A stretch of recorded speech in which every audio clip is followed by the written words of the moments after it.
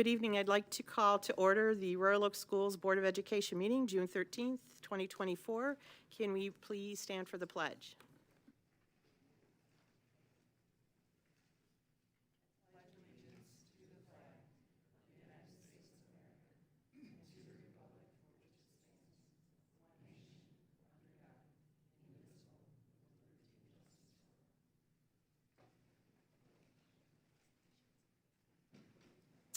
Thank you all. Item 3.1, acceptance of agenda. Do we have any additions or deletions? Seeing none, agenda is accepted and passed. Item 3.2, approval of minutes. Do I have a recommendation, Mrs. Haynes? Resolved that the Royal Oak Schools Board of Education approves the following minutes. May 2nd, special meetings, facilities and finance. May 9th, regular minutes. May 13th, special minutes, OS elections. Thank you. Can I have a second, please?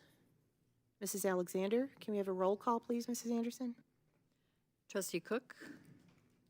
Yes. Trustee Jasinski? Yes. Trustee Haynes? Yes. I'll vote yes. Trustee Alexander? Yes. Trustee Jaworski? Yes. Trustee Van Heitzma? Yes. Motion passes. Thank you. Moving on to item number 4, public comment. If you would like to make a public comment, a person may address the board on an agenda or non-agenda item by completing a note card located inside the boardroom and place the card in the basket prior to the citizen public comment period. Each speaker is limited to 3 minutes. If you need more time, you are offered a second opportunity to address the board at the end of the meeting with an additional 3 minutes. Please address the board as a whole and not individually. Public comment is not intended for the exchange of dialogue. This is a time for members of the public to express their views. We are paying attention to your comments and appreciate them. However, school board members do not respond to public comment during the meeting. Questions that arise from public comment shall be referred to the superintendent or their designee for review, study, and possible future response. Thank you in advance for your cooperation. Seeing none. Moving on to item number 5, recognitions and proclamations. 5.1, PTA Reflections. Mrs. Fitzpatrick. Well, thank you very much. Well, we're very happy that we have so many students across the district that participated in the PTA Reflections contest this year. We also have some winners with us and 3 proud principals, 4 winners. So if I could have our principals step up to the podium, we'll start with Mrs. Dryden and our students from Keller Elementary.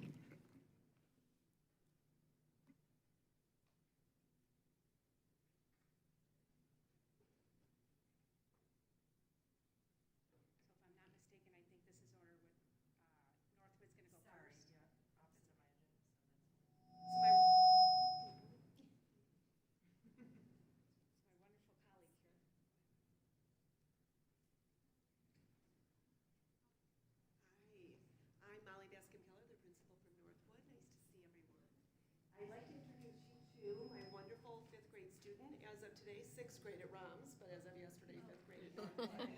And this is Luca Jackson. Luca participated in our PTA Reflections contest this year. The 2023-2024 theme was I am hopeful because, and Luca made an amazing claymation video that you can see in just a moment. At the Reflections contest, it went to the state level, and Luca won Best Film Production. And then his art teacher really encouraged him to submit it to the Michigan Film Festival, which he did, and he won the Award of Excellence. So I'm going to let Luca read his artist statement to you, and then we'll watch the video. My artist statement is, this video shows how hope can be experienced in different ways. The flower shows us hope because it grows from a tiny seed. This video also shows us hope when the main character gives his flower to the boy who was crying. He could have easily kept it for himself, but he didn't. This shows that kindness is everywhere, and that makes me hopeful.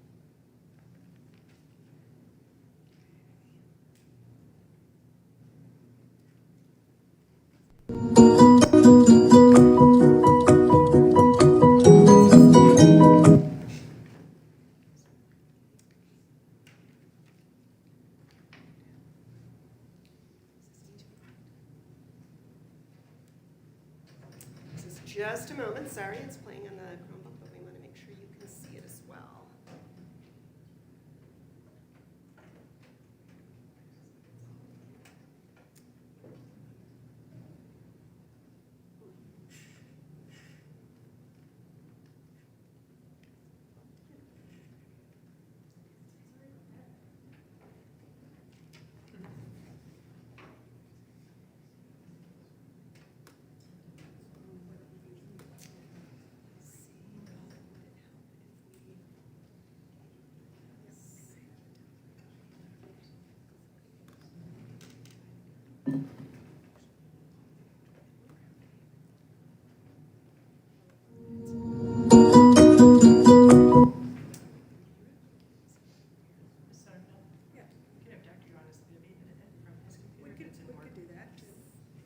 Dr. Ennis, if you want to, it's not in.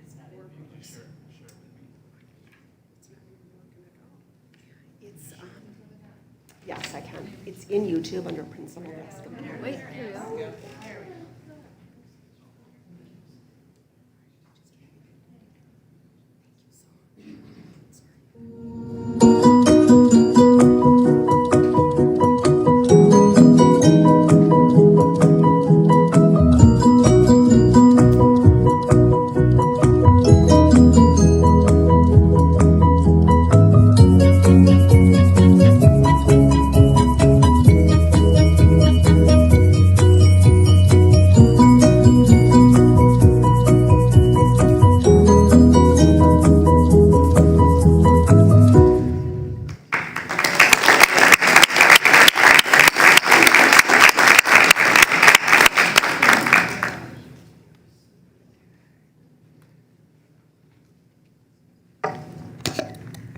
Did we lose Luca? We lost Luca. We are so proud of Luca, who's here today with his family. We might have a question, Luca, just in case. Come on out. That's okay. I do, can I ask how long it took you or to make that video? Because I know claymation takes a bit of time. Well, to design all the characters, it took me like, I didn't do it all in like one day. But to design the characters on the storyboard maybe took like 5 to 6 hours. But to do all like the pictures took me like an hour or maybe an hour and a half. Does anybody have any questions for Luca? Well, it's very cool. What inspired you for the video? My art teacher, she, in 4th grade, she did like a unit on like stop motion. And when like this idea came around, I decided I might just do a stop motion. Ms. Usinski? It's really hard sometimes in the world right now, right, to feel hopeful. I feel like this sounds really loud. To feel hopeful, right, that there's like a lot going on. And so I like that that was the theme, but I think that picking kindness, right, to make, for you to have made that connection is really important. So good reminder for all of us. I loved it. Thanks, Luca. Thank you.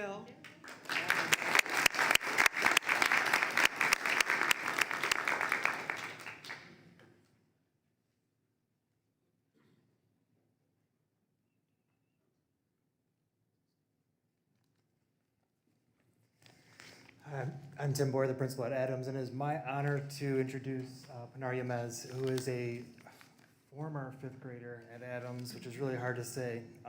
We just had a great ceremony yesterday. Really excited to introduce her art piece. She won the award in excellence in the visual arts part of the Reflections contest. Talking to her art teacher, Mr. Woodward, he really pointed out what he thinks makes Pinar such a successful artist. She's very self-motivated. She works incredibly hard at her art. She can be very tough on herself. She did a wonderful portrait, a self-portrait, that she needed to take home and even work harder on. It looked amazing from the beginning, but just that her mentality, which is she wants it to be a perfect representation of what she sees, right? And we have other art pieces throughout our building from her, and I think you are the cover of our, She actually designed the cover of our yearbook this year. So this is just one of many art pieces that represent our school at Adams. So I'm going to let Pinar talk a little bit about our art piece. I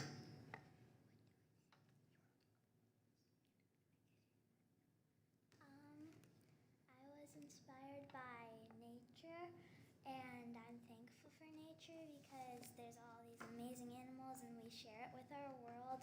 And I'm thankful that the trees provide shade on sunny days and the flowers paint the world with like vibrant colors. And it's like a great canvas that surprises us every single day, and I really like it. And animals are like our neighbors in a way, and I think they all have their own unique story, and I want to be friends with them.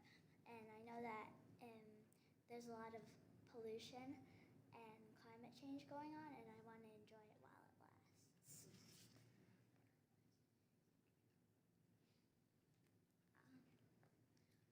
It's a glass bowl, 2 glass bowls glued together, and it's paper mache, and then there's clay and a cardboard like star thing on the edge. Thank you.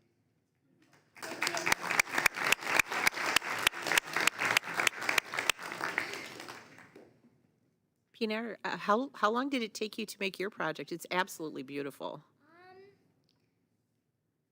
Probably like a good 5 or 4 hours. It's very cool. It's very vibrant, too. Just very pretty, like the flowers you described. Does anybody have any? Oh, Mrs. Cook. Can you tell us a little bit about the animals and plants that you put on the top? I put endangered animals on the top, and some of them aren't endangered. And I also did like trees and vines and mushrooms. It's really nice. Thank you. I like your hearts on there, too. Yeah. It's very hopeful. Thank you so much.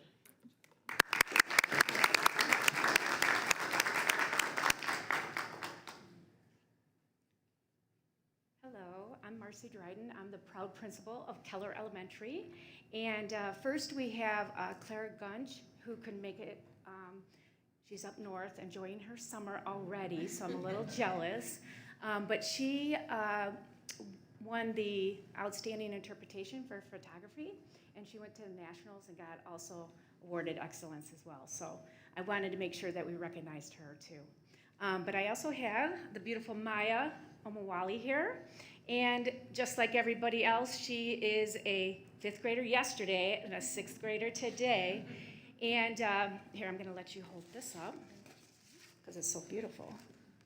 And so yesterday, during my 5th grade promotion ceremony, I addressed our 5th grade class and talked about how our students really give us hope and inspiration, right? They inspire us to be better people. And the two presenters before us was a great example, as is Maya. So Maya, do you want to come over here and talk about your picture a little bit? Sure. Okay. I'll hold your picture.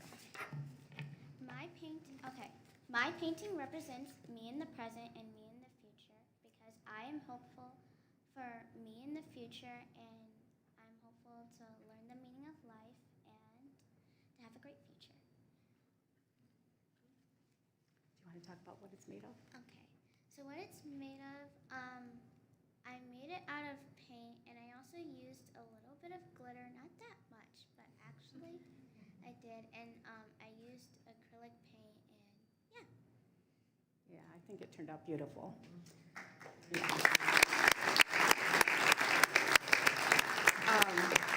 Maya also, why don't you stay up here, Maya, in case they have some questions. Maya also was the student that designed our yearbook cover as well. So she's quite the artist and very creative. Well, Maya, everything looks better with glitter. I think that's just a fact. I don't know what else to say. Does anybody have any questions for Maya? Oh, Ms. Jasinski? Maya, what do you maybe want to do in the future? I want to be an artist. Cool. Stick with it. I just wanted to say I thought that was really great that you are thinking about growing up and seeking the meaning of life, and I think that's a great pursuit. Well, I think all, yourself and our other students, your artistic abilities far outweigh mine, which isn't saying much, but to have that vision of the future, I think all of your arts represent future, which is, the theme of hopeful and hopeful because, but it's very beautiful, Maya, very, very beautiful. And I'd love to meet you when you're that age in the picture too. That'd be very cool. And I'm certain all our parents are very proud of your students, as you should be. And so thank you all for being here tonight and for sharing the gift of your children and their art.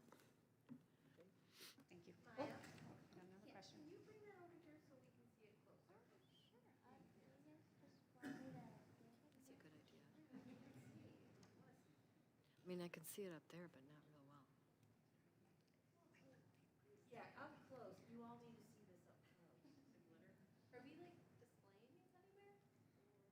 I do not know.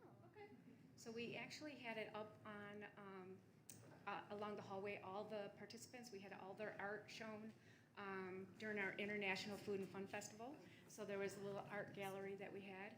And it was very sad for me to take Maya's down, and so I wanted to make sure that she had the choice of what she wanted to do with it. If she chooses to donate it back to Keller, that'd be wonderful, and if not, that's okay too. Keep it for the portfolio. Yeah.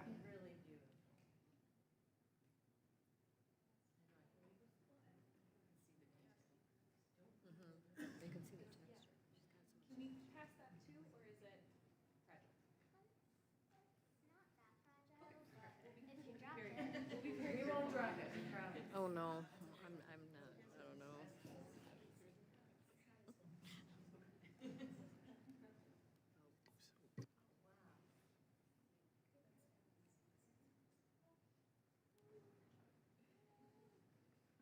And your parents keep these things forever. And then one day when you're a lot older, we say, why did we keep this forever? But it's cool. It's very cool. I love, oh, it is nice. Yeah, that would probably is the hardest part. Beautiful, congratulations. It looks, yeah, no, it's really pretty.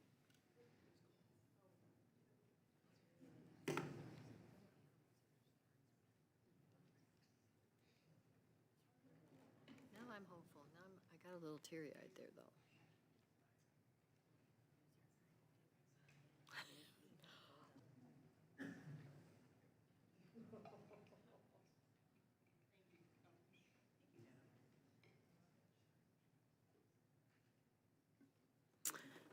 Thank you so much.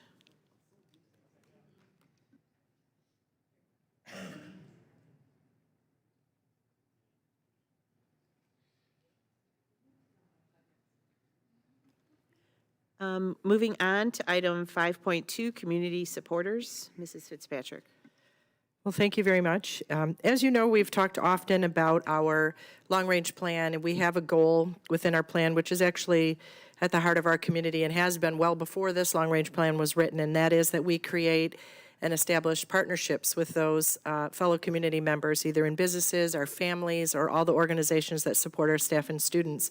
And so one of the things that we wanted to do tonight, we have invited 3 different partners to come this evening to be recognized for their outstanding contributions to many efforts that we have had this school year. So I'm going to ask Amy Murphy to come on up. Amy is our communications supervisor. Amy did a lot of work through our Staff Appreciation Month and coordinating other efforts between our classrooms and our community partners. And so we just want to give her a chance to recognize our partners with us this evening. So, Amy? Thank you. We've had so many generous community partners provide services, swag, food for our staff that we decided it was time to thank them publicly. 2 of these companies are actually here tonight. Our other one couldn't make it tonight. Hopefully they'll be here in July. So I'm going to find out who's up first with who I put on the slide next. All right, our credit union. I flipped the page over. It's with great pleasure to extend our deepest gratitude to our credit union and Jeff Glazier, who have truly been educational champions for Royal Oak Schools. Our credit union has shown unwavering support for our school community in numerous ways. At Royal Oak Middle School, they sponsored the Student of the Month program, recognizing and celebrating the achievements of our outstanding students. Their presence at our Tools for School event provided valuable information and giveaways for our staff to make sure they were well prepared for the school year. Their dedication didn't stop there. Our credit union was a major sponsor of our Launch into Learning program, providing food and resources that were crucial to our staff during our professional learning day. And most recently, our credit union went above and beyond, this microphone's loud, I'm sorry, by sponsoring our teacher giveaway bags during Staff Appreciation Month.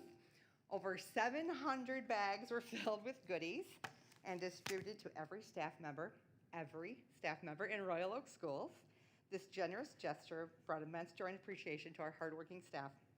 So on behalf of the entire Royal Oak Schools community, I extend our heartfelt thanks to Jeff Glazier. Come on up, Jeff. Your generosity and dedication have made a lasting impact, and we are so thankful. And Jeff gets a goodie bag tonight. Thought that was. And we have a new Community Partners in Excellence sticker. It's not backwards. It's going to go on your door so people can see it when they come on by. Absolutely. Feel free. Would you like to say a few words? Well, I just want to say thank you so much for Amy, because she's a huge champion of obviously the district, and she's the one that calls me and says, hey, we need this, we need money, we need some help here, and I'm always happy to help. So obviously our credit union's been around a long time, and we love being part of the community and being part of the Royal Oak Schools, and so these opportunities are great, and we appreciate the opportunities. Thank you. I'll be calling you soon. Okay. Our other special guest this evening is Marco's Pizza. Erica and Yakub Asid for their unwavering generosity and support. Thank you both. Come on up. Marco's Pizza has been a cornerstone of our staff appreciation efforts for the past 2 years through countless contributions via staff newsletter sponsorships, and their generosity extended to every single staff member receiving extra large pizzas free during Staff Appreciation Month have been truly remarkable. During our Launch into Learning event last August, Marco's Pizza once again stepped up, providing over 60 pizzas for free for all of our staff to enjoy. Erica and Yakub, your commitment to Royal Oak Schools goes beyond just providing meals. Your consistent support has demonstrated a deep understanding and appreciation for our staff and hard work. So thank you both so much. Thank you. You get a gift bag, and you get a gift bag. Thank you. And a sticker, Partners in Excellence, Thank you for so your store window much. too. Thank you both. Would you like to say a few words? Just honestly, thank you for thinking of us. My husband actually recently gave me the opportunity to meet the email queen, and I'm emailing the schools now. So I'm always on top of it. So I'm just really proud. Both my kids go to Royal Oak schools. So I just think this is really important to be a part of the community, and we're always trying to be more involved. So seriously, email me. I want a huge shout out to Adams Elementary. Our 3-year-old goes to the Early Childhood Center, and they've been amazing this whole year. And I just want to do a huge shout out for them, and obviously everybody else. But I really thank you. Thank you so much.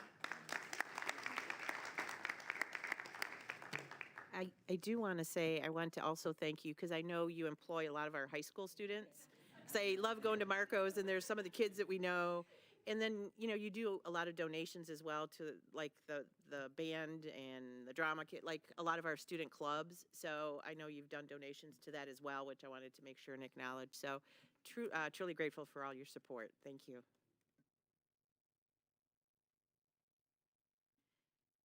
Moving on to item 5.3, ROMS Level 3 Social Emotional Program. Can I have a recommendation, please? Mrs. Haynes? Resolved that Royal Oak Schools Board of Education gratefully accepts the following donations as presented. To Anonymous at $1,000 each for the ROMS Level 3 SE program. Can I have a second, please? Mrs. Cook? Can we have a roll call, please? Trustee Jasinski? Yes. Trustee Haynes? Yes. I'll vote yes. Trustee Alexander? Yes. Trustee Jaworski? Yes. Trustee Van Heitzma? Yes. Trustee Cook? Yes. And the motion passes, and we're very grateful. Thank you. Item 5.4, proclamations. Mr. Jaworski?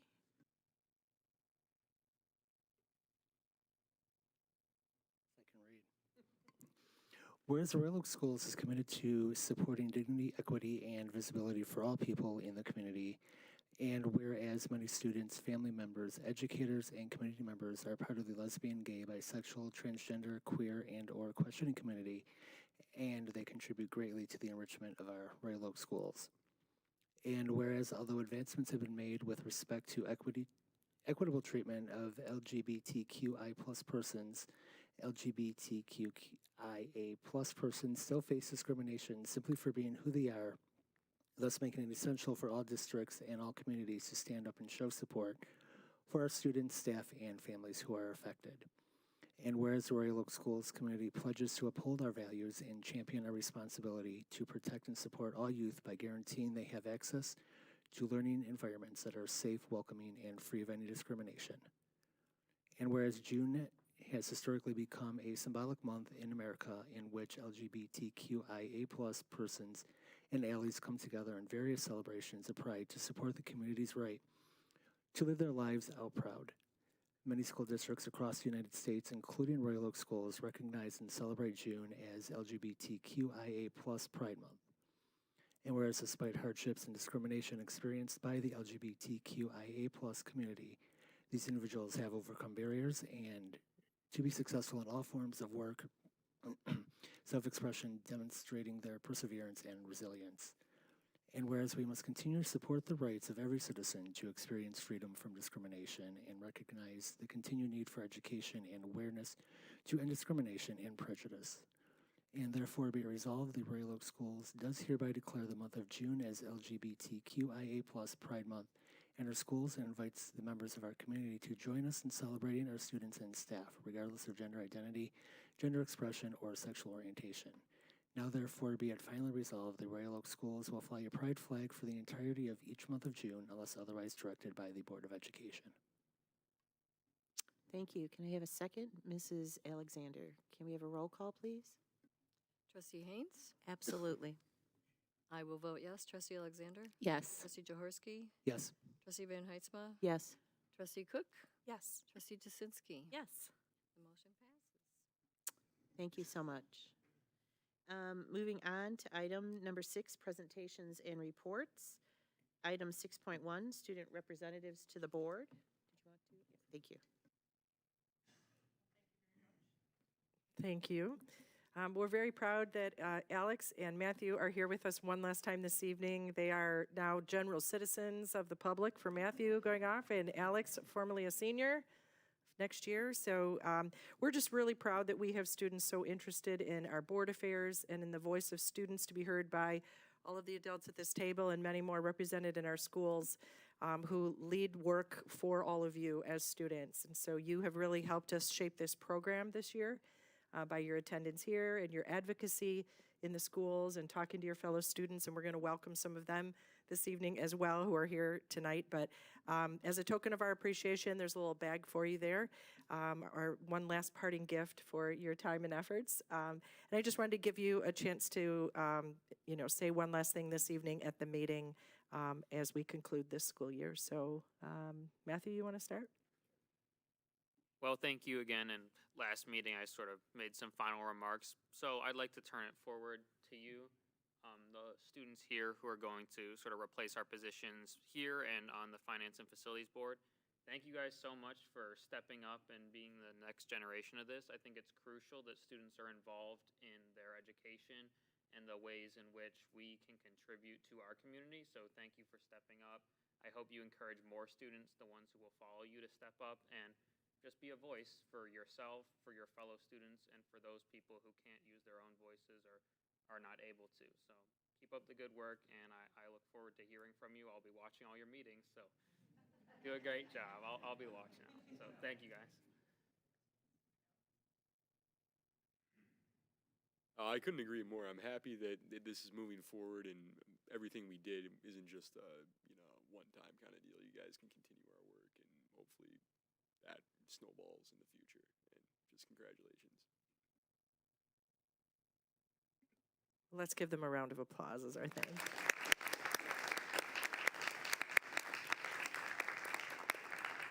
And I believe we have 3 of our students here this evening who are stepping up to be board members next year. So if you'd like to come on up to the front table here and introduce yourselves to everyone.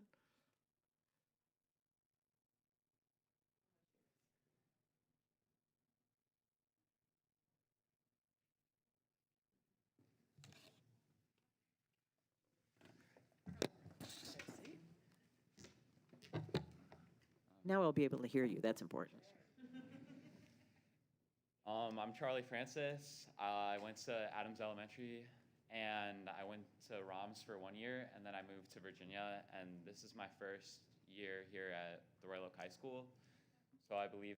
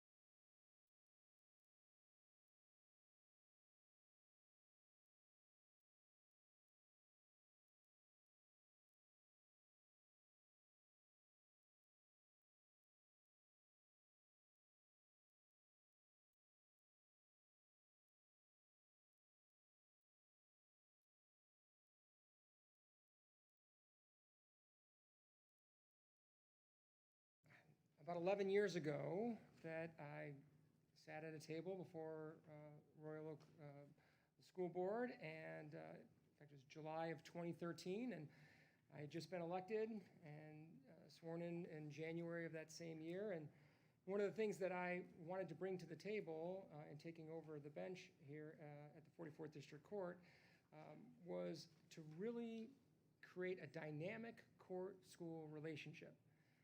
I had been a prosecutor for about a decade before taking the bench, and so I had the chance to see different court-school programs. And there were different good, strong attributes, but nothing that really was the comprehensive experience that we were looking for that was going to sort of stand the test of time, to get students thinking about choices, consequences, getting to understand what actually happens in a courtroom, things like that. And so I reached out to the principals and said, hey, I've got this idea. What I'd like to do is, instead of sort of the traditional, either we bus in a bunch of kids and put them in a court and then see if they can sort of grasp whatever's going on. Oh, somebody went to jail. Oh, that looks like that's some dangerous behavior there. And someone gets yelled at in the court, and then they leave, and the impact is minimal at best, and they don't really understand what's going on. I even saw that in circumstances where courts would go into the schools, and usually that was, again, there was some messaging that was helpful, especially when it came to consequences for dangerous choices related to drugs and alcohol. But again, so much of it felt like a show and not really something that was going to have the long-term impact. And so, what I sort of put together was there needed to be some base foundation work done in advance so that before they stepped foot in the courtroom, they could know what they were going to see. And so that there wasn't something that they heard that they didn't quite understand. So we do a lot of legwork in advance. So the idea was I would go to the school first, and I'd do a presentation to them, and we'd go through the different levels of the court system and talk about what they were going to see, the different types of hearings, what they could expect, some of the terminology, those types of things. And then they would come visit the court the next day.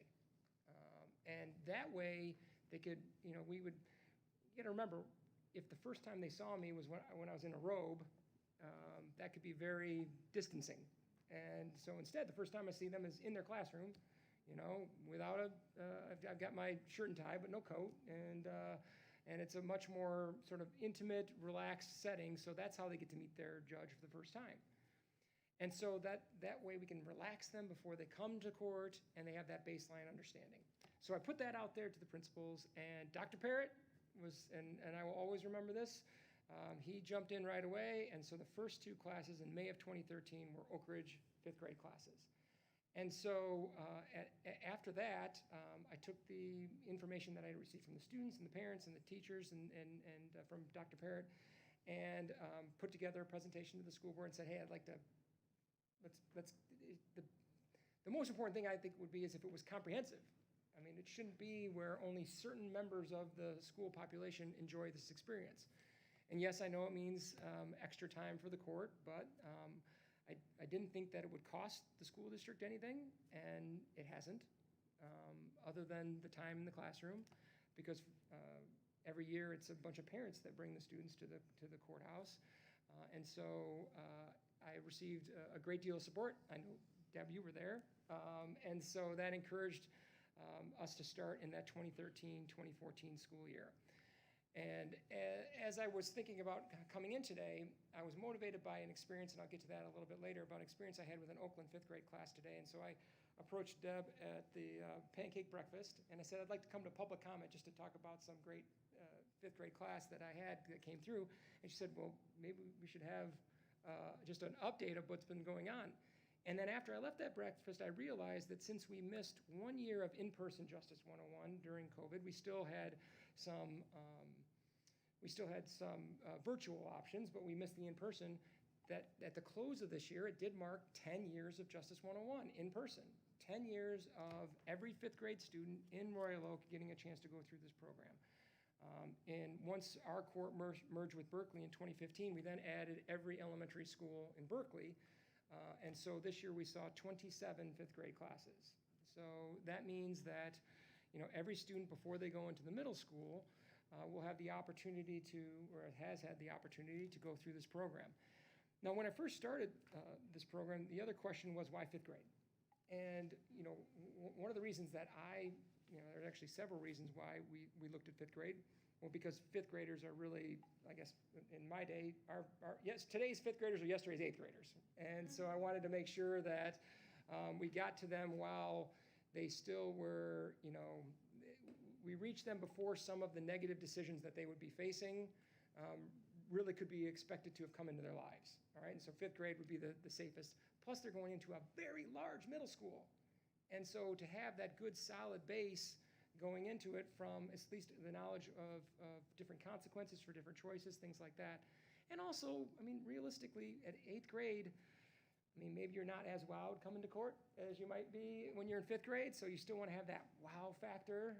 And sure enough, it's played off really, really well because, and I think the best way for me to describe how well it's been received by the students is the way they ask questions about what they've been presented as far as information goes, and then what they write back. Usually they write notes and things like that about what they observed and what they sort of absorbed from the experience. So over time, it's only validated why fifth grade made the most sense.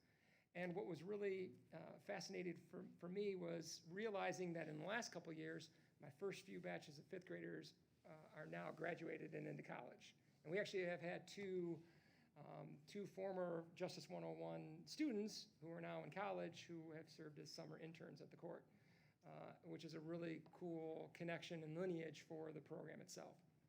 Now, just to give you an update, because I don't know if anybody is fully aware or experienced when it comes to what we do with Justice 101, but I handed out just some of the things that the students get in advance, so there won't be any quizzes at the end of this, don't worry. There's a vocab sheet there, and there's a sheet that they use while they're in the courtroom. Because as you can imagine, they're still fifth graders, so their minds could tend to wander a little bit. So I give them a job, like, hey, while you're observing, they have clipboards, write down what you're learning about the case. And even if it means they're doodling a little bit, then that's okay, they're still remaining focused. And then they all have a homework assignment overnight, because I said you're in fifth grade. So you are the kings and queens of elementary school. So you're more than able to memorize one word and one definition. And I call them in court, and I ask them, all right, who had probation officer, who had arraignment hearing, who had assault and battery. And it's incredible to see how they always step up and they provide their definition. And we usually, if you look at the sheet, it's all set up for the classrooms itself so that I tell the students, you know, what's your student number, and look for your student number on the sheet, and that's the word that you have to learn. You don't have to learn the one before or after, just your student number. And so we try to make it as simple as possible. And what's really been fascinating over the years and just wonderful to see is along the way, we've gained a partnership with the police department. So once the students get done at the courthouse, that same day, they just walk over to the police department and they get a tour of the police facility, and they get a chance to interact with the police department in that way. And it is, again, there is no program like this in the state of Michigan. None. There are pockets here and there of different programs that different courts do.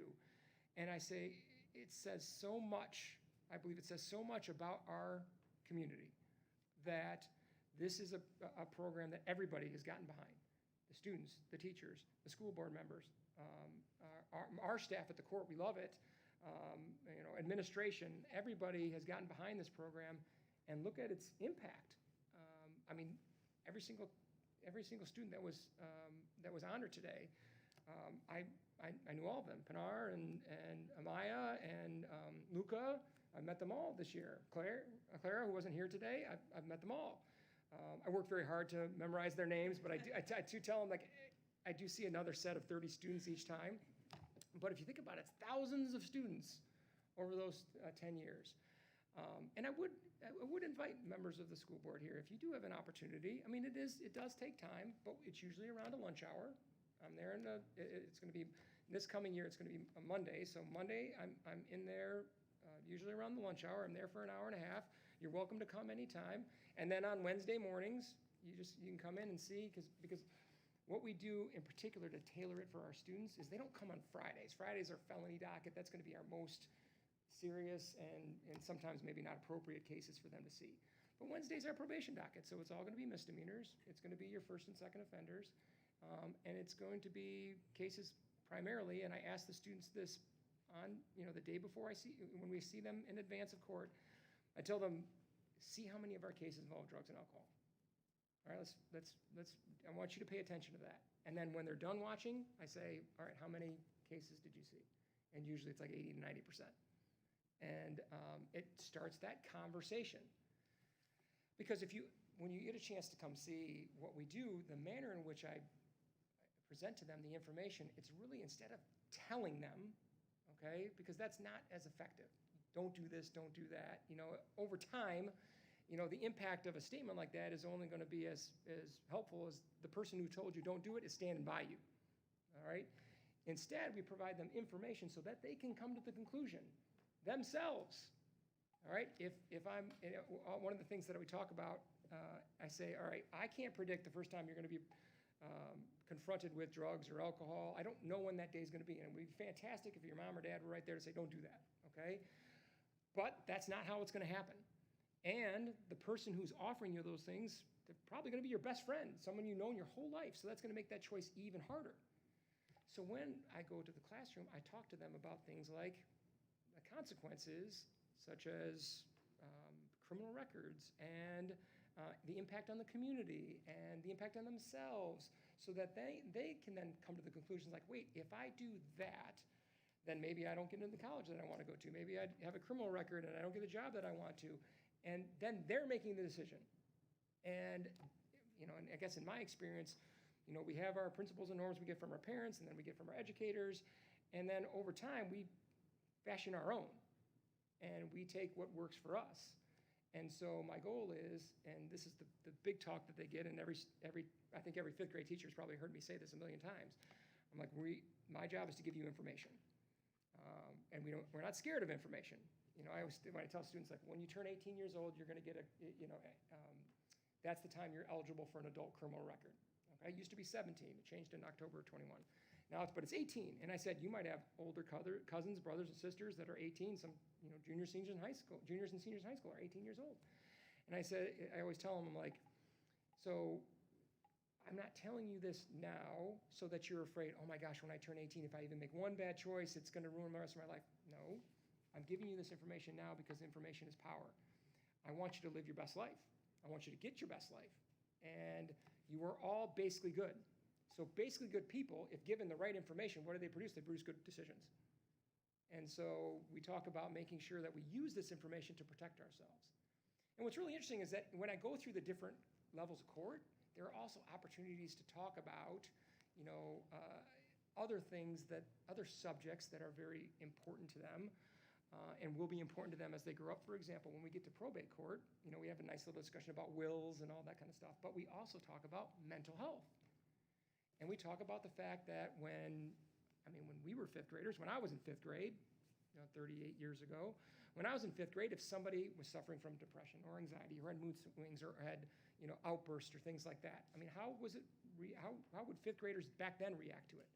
They throw destructive terms around like crazy or loser or put somebody on the outside. And I tell students, like, I think we've come a long way, all right, but we have a long way still to go. And I believe you students, especially after everything you've gone through with COVID learning and being separated from your friends, you get the idea that things like depression, anxiety, these things are real, and it's not somebody's fault if they're struggling with this. And so, I'm not expecting you to have all the answers, or that if you see a friend going through that you will automatically know the right thing to say or the right thing to do. But if you have some concerns, be a true friend, right? Don't make them feel bad about something that they can't control. And if you don't know how to respond to it the right way, talk to a parent, talk to a teacher, make sure that they are included, not excluded, because that's where we get into real trouble, when people are struggling with those things and then they are further isolated and pushed outside. Now, this is coming up just in my discussion about probate court, but these are important opportunities. I'm talking about sharing information. When we go through the presentation, it's, we go through I tell them every time, we're going to go through 4 things. We're going to do 4 things. First, we're going to talk about the different levels of court system. Second, we're talking about the things you're going to see in court tomorrow, the types of cases you're going to see. Third, we're going to talk about how somebody becomes a judge. And then fourth, I always leave time for questions, because the questions are some of the best part. I mean, that's fascinating. You know, do you have pockets in your robe, or, you know, what's the craziest case you've ever seen, or, you know, do you get mad, or things like that. But when we get to section 3, when we talk about how somebody becomes a judge, well, then that's an opportunity to talk about, you know, equal justice, fairness for all, those types of things. Because we talk about the fact that in order to be a judge, you have to be elected in the state of Michigan. And in order to be elected, you have to get on a ballot. And to get on a ballot, you have to have certain qualifications. And the qualifications are you have to be a lawyer, and you have to be a lawyer for 5 years. And so then we talk about all the other different categories that don't apply, especially as they relate to race or gender or any of the other ways in which people want to separate us. All right? And so we point out, like, hey, it's clear right there. It says lawyer 5 years. Those are your qualifications. You know, and we talk about important, you know, concepts like, hey, again, I believe this group of students is the group of students that's going to get us closer to where we need to be in that.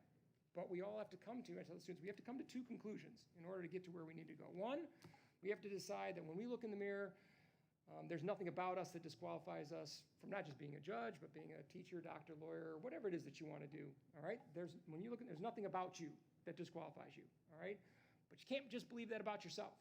You also have to believe that about the person next to you, to your right and left.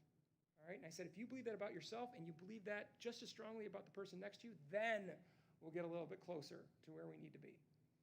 So again, these are opportunities not just to talk about the court system, but again, to, I think, reinforce some of the messaging that's already present in Royal Oak schools when it comes to respect and character and morality, the things that you have been, you know, training them up already to do, to then hear it from the outside, to hear it from a judge. Again, it's a way to get them really prepared for that next level at the middle school. And it's one of my favorite things that I get to do as a judge. And I really appreciate Dr. Uenis for the shout out a couple weeks ago about our program. Thank you very much for that. It is, you know, it's a gift. It's a gift. And I appreciate all of your support. And I would welcome any of you if you would like to come and see what we're doing. I also want to shout out my 2 new, well, not so new anymore, a year on the job, my fantastic co-judge, Andy Kolakowski, who also is, you know, getting that next piece in, which is teen court at the middle school. He's getting that up and running, and we're really excited about that. I would challenge any community in the state and any school district in the state to say that they have as strong a connection with their court that the Royal Oak School District has. Our connection is substantial, and I thank you for all of your support, and we're just going to keep doing this program and trying to prepare our students for life within and without the classroom. So any questions, or?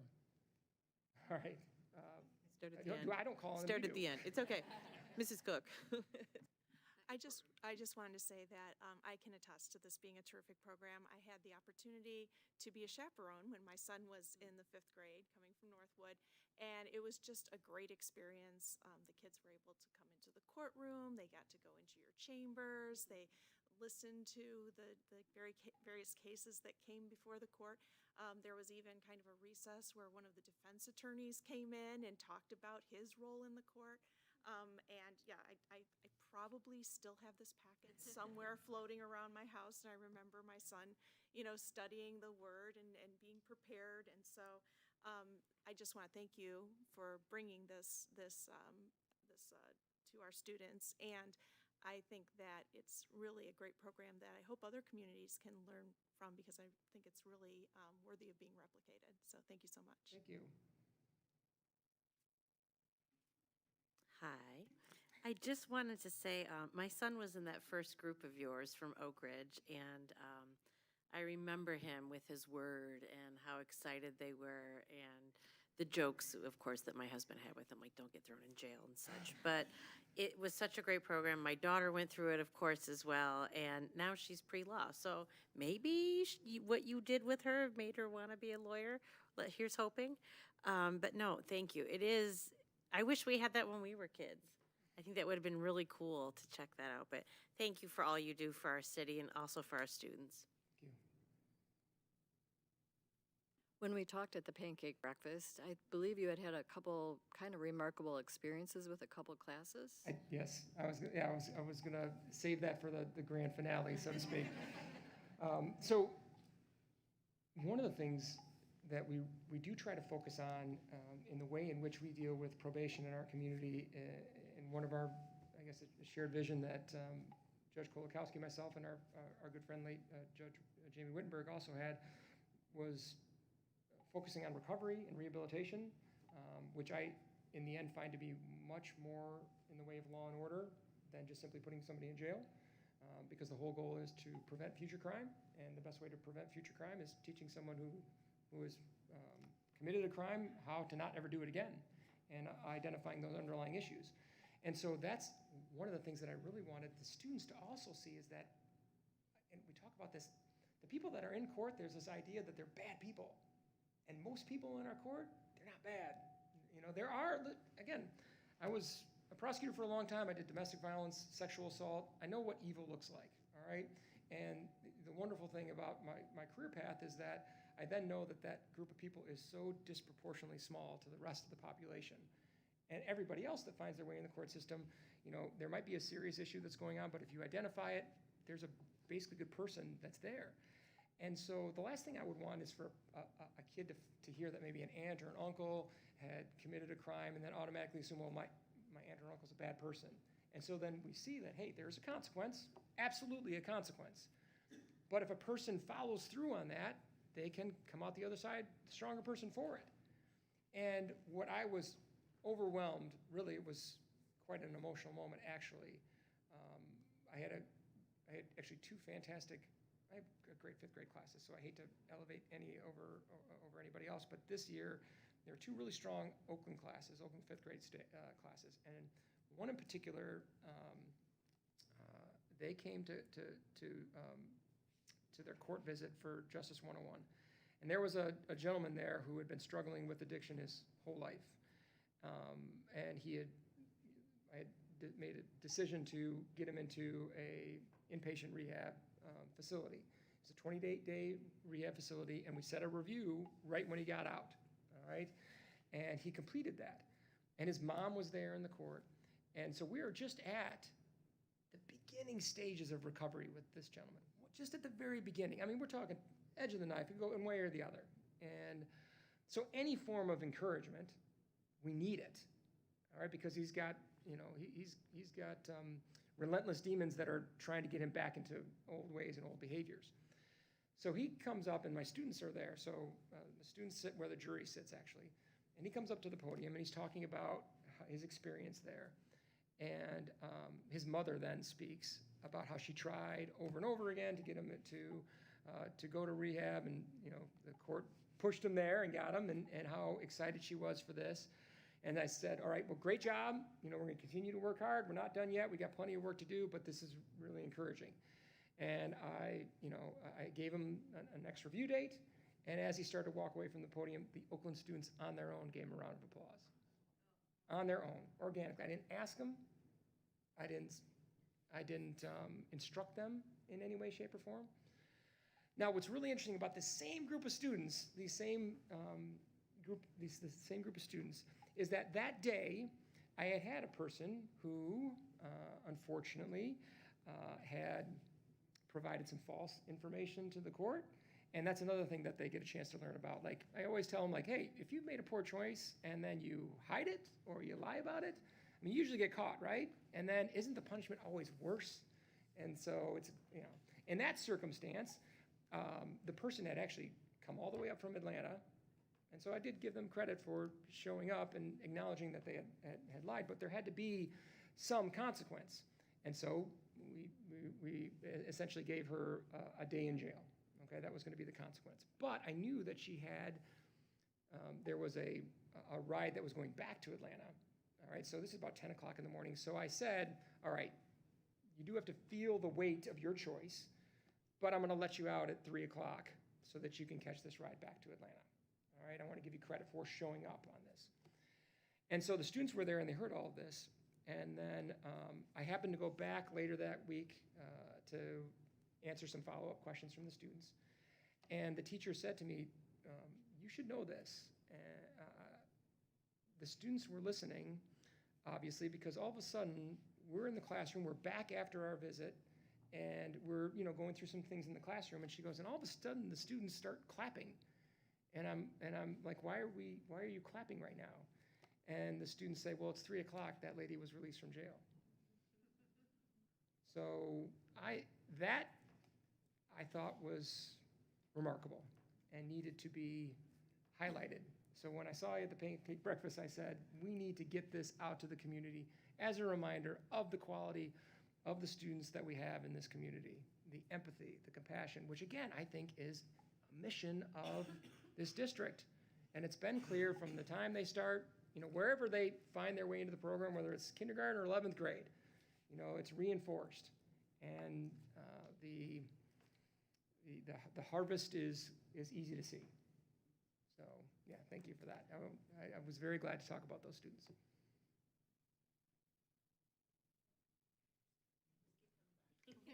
First, Judge, thank you so much for all you do for our community. And I have a story that you'll probably love. I was talking to a Royal Oak graduate and asked her, what was your most favorite thing of your entire time in Royal Oak schools, 13 years? There has to be one thing that stands out in your mind. And without skipping a beat, going to court, hanging out with Judge Meineke, that was the greatest. So, thank you. Thank you for that. I would echo my deep appreciation for the work that you and Judge Kolakowski do for our community, for our students. My daughter was not able to go because they were the class that didn't, get to go. And I was far more disappointed than she was because I just knew the value. She was disappointed, but I was way more disappointed. So I just wanted to say thank you. Appreciate everything you do.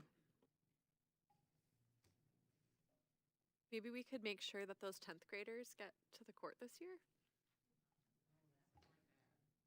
Just a thought. Whatever you need from us. I know that, what's interesting is I know that Judge Kolakowski tried to bring in even some of the 8th graders who we did some virtual, but weren't able to get in person, and he brought some in. So our courthouse is the community's courthouse. And so whatever way we can invite in, and I always tell students, bring your mom and dad or brother and sisters by on a Wednesday morning, because then they get a chance to see how we're managing criminal behavior in the community and how we're trying to change lives. So come on over on Wednesday mornings. It's an open court. So, but yeah, if there's any need, if the door is absolutely open, and I think we can come up with something. Well, I can't say thank you enough. I know I see you within the community all the time, and I know that the program just serves so many of our students and just such a benefit to all of us. And I saw Mrs. Fitzpatrick taking down notes, so I'm encouraged by the 10th grade class having an opportunity. But definitely, thank you so much. And I know I sat next to your mother at the community session of the Justice 101, and she was telling me where I could find the video and the live feed because she watches it every time. That's true. That's true. I mean, that's the other thing too. We have our YouTube channel, and I still have the videos that we put up there for the remote sessions of Justice 101. So you can get a chance. I mean, you could see there are some videos on there that do the speech on how somebody becomes a judge, and then you can see that messaging we put out there for really viewing people, on the same level, which would be nice. We got a ways to go, but we're getting there. All right. Thank you, everyone. Dr. Ioannis? Yeah, Judge Meineke, but before you go, Judge Meineke, I just want to also thank you. I spent 8 years as an elementary principal in this district, and I saw firsthand your commitment to our students. And the court visit is phenomenal, but what you really should see is how you work with students, because it's wonderful. I've walked into that classroom before. They hang on your every word.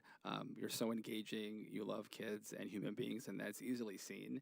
And the other thing that you don't see, and I've never got a chance to tell you this, is that the conversations that happen the 2 weeks before or the 2 weeks after, in the hallway, in the classrooms, informally on the playground, the experiences that those 5th graders have and the conversations that I would hear as I walk around the building about that, it really solidified that they took what you said to heart. So I just wanted to thank you for that part. It's great to see the courtroom. That's the exciting part. But to watch you teach those kids, you could see that teaching is also a passion for you. So I wanted to thank you for that. And we will definitely work on a way for our 10th graders to get a chance to experience that too. I do feel that there's an alternate universe where I would Yeah. have the opportunity to be a teacher, that's for sure. I saw it. I saw it. I do It would appreciate be, it would be highly effective. I saw it, trust me. All right, thank you all. Thank you again for being here. Item 6.3, diversity, equity, inclusion. Ms. Phillips?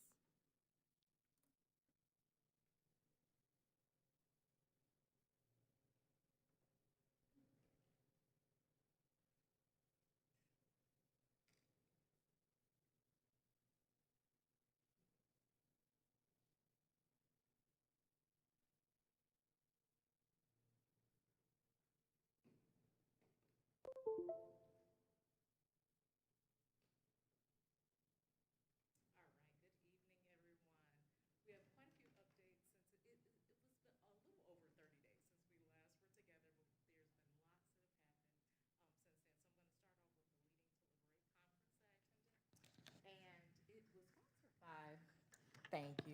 Rain Ressa, Oakland Schools in Washtenaw, their Tri-County Math Institute, and we learned a lot about culturally responsive instruction, creating more inclusive school environments, and a student-centered approach. So our keynote speakers were able to talk during the lunch panel as well, and we were challenged with the question and charged with the question, what is at the heart of my leadership?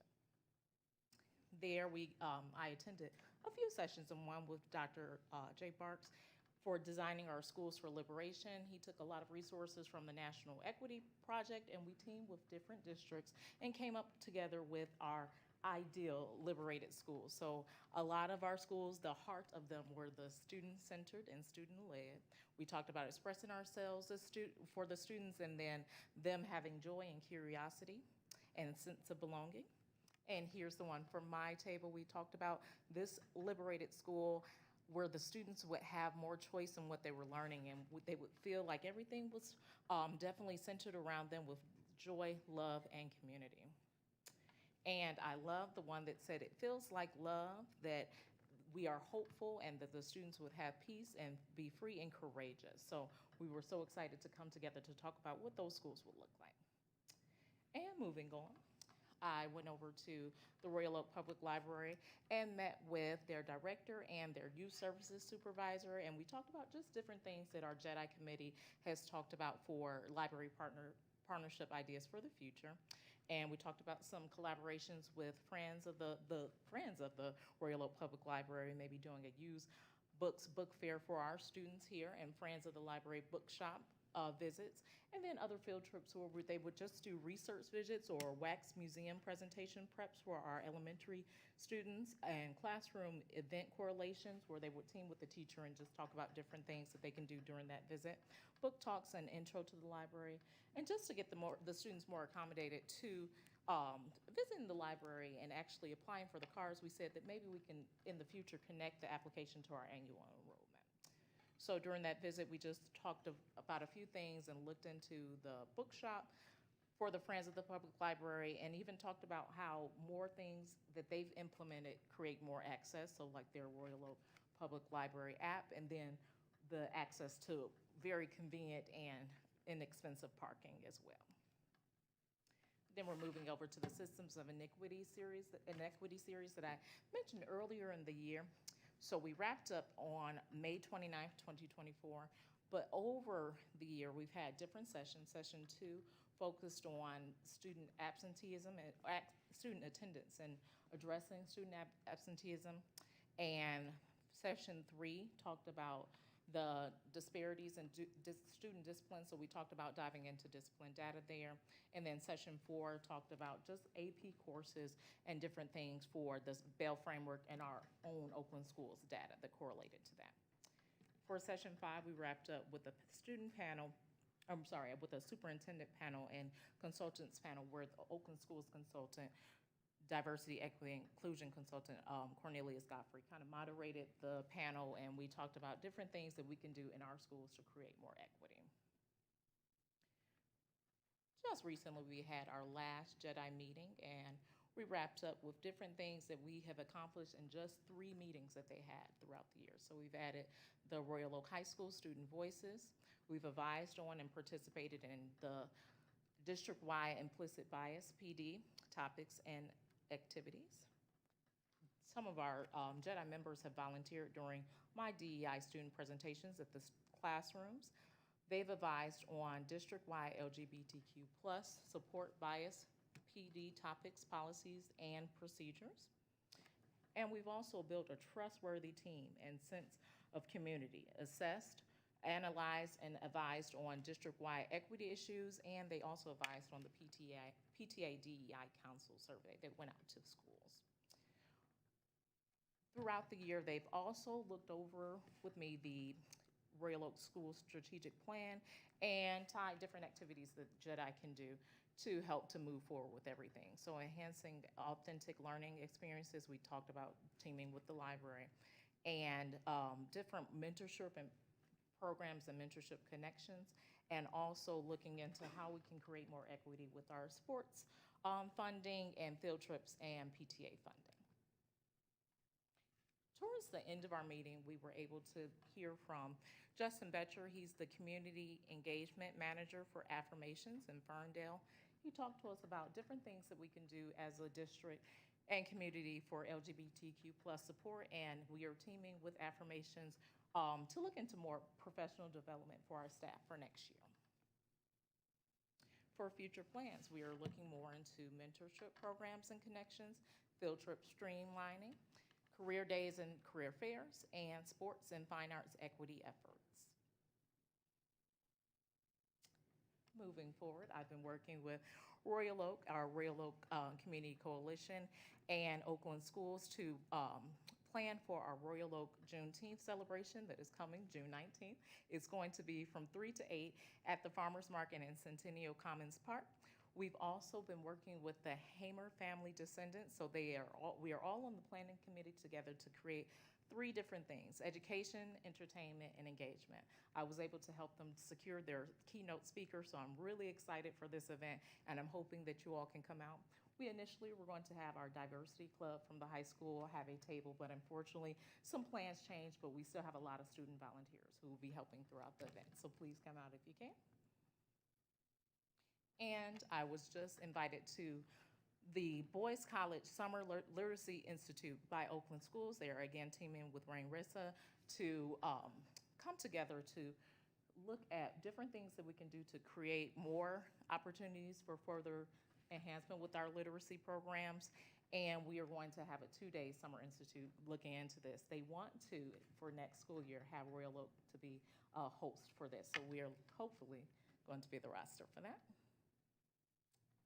And school visits continue, but just in a different aspect. So in April, I went over to Trails and I was able to talk with the students just about what they love for their work-based learning sites. And Trails, if anyone does not know, is our transitioning responsible adults and life skills program. It's an adult transition program. So in April, they talked to me about that and things they were excited about, like prom coming up. But in June, I was able to go back and I asked, if I could go on their Meyer field trip with them when they go to visit Meyer and shop and talk to the different associates and workers there. And they said, yes, please do come and also bring your cello. We'd love for you to play for us as well. So when I thought that I was just going to be going over to learn from them, I was also able to teach a few things as well. And we ended out the year with their annual trip on the Diamond Queen. So they were able to get a tour of Detroit from the water. So you'll see all of this in our video.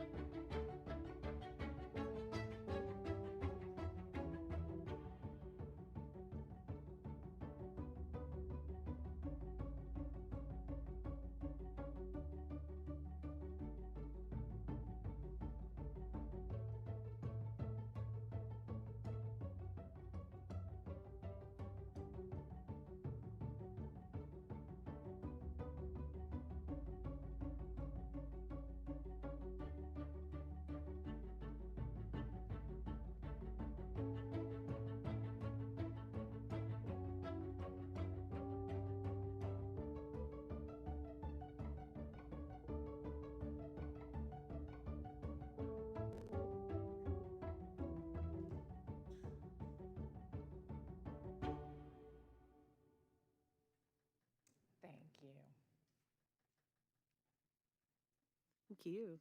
Oh, Mrs. Haynes? Ms. Phillips, you just are extraordinary. And I just want to say this because I don't know if we've ever just said this about you in one of our meetings for all the world to hear, but you've been here one school year. And what you have done in one school year blows my mind. And to see these pictures and to see how much you, and I'm getting emotional, you're just extraordinary. Thank you for everything you do for this. There aren't words. Like you put so much of your heart into our kids and you go to all the different classes. Why am I so emotional? You're just extraordinary. Thank you. Please don't ever leave us. Like you're just extraordinary. So thank you for what you do. I just think you're brilliant. Thank you so much. So to answer that question of what is at the heart of my leadership, definitely love. Thank you for that. Well, it definitely shows. So, I know every conversation and every presentation that you have is just really astounding. Ms. Usinski. Yeah, I love seeing that cello like in the hands of our youngest and oldest students, right, in the whole district. There's pretty cool because I love that that's been traveling with you. I do have, I mean, I like all the admiration is much well deserved, but I do have a question. In the Jedi, planning for next year, you mentioned field trip streamlining. Can you talk a little bit more about there what? are some schools that get to go to different events, and then some schools that I say, see, "Oh, we okay. would love to go there," and fundraising may be different, or the transportation may be different. So I know that we've been looking at 4th grade as a grade that we wanted to have, where everybody from every school in that, or every school that's in that grade, goes to maybe the museum or to the DIA or however. So we want to streamline some things so that if they have a friend at another district, or another classroom, or if they have a relative that maybe attends another school, they can say, "Oh, we got to go to see the symphony too," or however. So making it where everybody's pretty even. Thank you. So you always come with a terrific presentation and important information for us. Can I just ask, I don't know who would be able to get this into board books for us, just so that we can go back and review it, because you always do bring really important things, and there's so much information to digest that I want to be able to go back and. Yes, thank you. Well, thank you. We look forward to seeing what comes up this next school year, and the work on Jedi continues, and I'm very grateful for that. So, thank you. Ms. Fitzpatrick. Well, Ashley knows we do meet often, and I know she also meets with, makes a point to meet with many of us from all the different departments and how it overlaps her job and our service to our students. So thank you for taking those initiatives as well, Ashley. We appreciate that. In addition to the details you shared about Juneteenth, I know they also want to give a shout out for a t-shirt and poster making at 3 o'clock that afternoon. 3:30, there's a pep rally, and at 4 o'clock, a walk for freedom. And so we really just wanted to make sure that our community knows, comes out, supports all of these efforts. And there'll be plenty of educational opportunities and activities all day up through 8 p.m. And I believe then it wraps up. So there's very special events to take place. I know there's a lot of hard work going on by your committee. I know you and Amy represent both. You both represent our district on that. And we're very fortunate, looking forward to that evening as well. So thank you for your efforts there. Thank you. Thank you so much. Moving on to item 6.4, budget presentation. Mrs. Abella. Good evening. Tonight is our budget presentation for the Truth in Taxation hearing. Item 10.3.1 is later on tonight's agenda, is our L4029, the tax rate request form that goes to our 5 municipalities that are within the Royal Oak Schools boundary. Before we get to the actual form, I'd like to show you the changes from last year to this year. So these are the millage rate recommendations. The debt millage rate is set at 2.2 mils, as it was last year. Nate Watson from PFM, who is our municipal advisor, verified the millage rates on each of our 2 outstanding issues. So we are levying 1.17 mils on the 2018 bonds and 1.03 on the 2020 bonds, and that's what gets you to the 2.2. The building site and sinking fund millage rate is going to be set at 0.9973 with the new levy that was voted in November of 2022. Remember, when we voted that in, it's now our construction needs and instructional technology. So that has been a real change to some of our budget items because we're now able to put instructional technology into the sinking fund as well. And the sinking fund generates roughly $3.7 million each year. I work with MDE to ensure that we are setting the rate correctly. The workbook adjusts the prior year based on our actual pupil counts during the 2023-24 school year and looks at us to estimate our 24-25 school year. So the rate to collect on that hold harmless millage is 1.1109. So overall, our locally determined taxes have been decreased by 0.0064, and that's roughly $6.40 for every $100,000 of taxable value on somebody's home or property. So I just wanted to give you an idea. This is the L4029 that is in your packet for this evening, just so that you get an idea what that looks like. Tonight, it will, once passed, will be signed, and I will put that in the scanner and send that right off, because this is about as late as we are in June with the board meeting, and those municipalities are waiting so they can get those summer tax bills out. We are a 100% summer levy school district, so all those taxes are collected in the summer tax bills. Also, there are 4 budgets that are legally required to approve by the board each year. Those are the general fund, the community service fund, the food service fund, and the student activity fund. While not required by law, I will also review the debt service fund for you this evening. In addition, although not required by law, the district will have a resolution on June 27th for the building site sinking fund, the property maintenance fund, the technology fund, and the capital project fund, more commonly called the bond fund. Any questions before we dive into the budgets? Okay. Just want to remind everybody that we talk about this in great detail at Finance and Facilities. We actually held a meeting just last week, and a big focus of that meeting was on the budgets. So I just want to remind everybody that this is long process. As a matter of fact, Cabinet's been discussing these budgets probably since January. And if anybody wants to come visit, I have my office decorated in those sticky poster forms that has all the different grants laid out. So it's been quite a conversation this year, certainly. The budget adoption, like I mentioned, is June 27th. The budgets are getting near completion, but every time we get a little bit new information, a new grant is sent to me, that all gets added in as we're kind of finishing up the school year. Everything kind of is getting narrowed down, so those will be brought to the board, the budgets, on June 27th. The L4029 is today. But the budget review is continual throughout the year, so we will amend all of these budgets throughout the year as well, just as a reminder. So there are a couple changes on page 2, but page 1 hasn't really changed since the last time we met. Student enrollment, we're still predicting as flat. I believe that we'll probably hear a little bit from Mr. Walensky later. We might be up 10 or 12 students, but when we know more, we'll add those in. Changes to PA 152, which is the hard cap on the health insurance for our employees, is going up 0.01%, so that's going to be an additional about $10,000.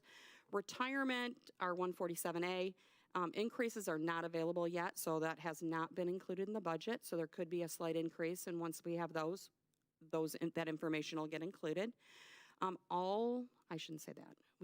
We do have settled contracts. ROESA does have a wage reopener that we're working on right now, but what is calculated for steps and on-scale money for ROESA, which is our administrators, is about $158,000. The ROEA, which is our teacher and ancillary staff, is about $2.1 million. ROESA, which is our secretarial and paraprofessional contract, about $409,000. ROSPA, which is our psychologist, $23,000, and non-rep, which pretty much covers everybody else, about $113,000. So when we talk about retirements, there's a savings about $20,000 per retirement. And when we are looking at adjusting staff up and down based on programming, we use about $120,000 in FTE for that. and those staffing conversations are still ongoing. We also have several contracted services groups, and those contracts are also in force. Transportation, which is Durham, will be an increase of about $39,000. Our maintenance, custodial, and grounds, which is ABM, about $71,000. SafeEd, about $8,000. Oakland Schools Technology, about $10,000. And then we have some program addition and deletion this year. So we are required to add 2 English language development, is it ELD, right? Okay, that's about $210,000. 2 classrooms of elementary ASD based on need. So this cost includes all the paras and then the reimbursement we receive through the 4096 and the additional FTE we receive on special ed. So the entire cost increase for those two classrooms is about $200,000. We have 2 DK classrooms that were previously in the grant that we no longer can put there, so they're going to be in the general fund. That's about $210,000. We're adding a 3rd assistant principal at Royal Oak Middle School. That cost is about $185,000. And then due to those staffing changes that we talked about, we have a reduction in 2 elementary classrooms. We have 3 going down 1 and then 1 going up 1, so it's a net of 2, so that's a savings about $210,000.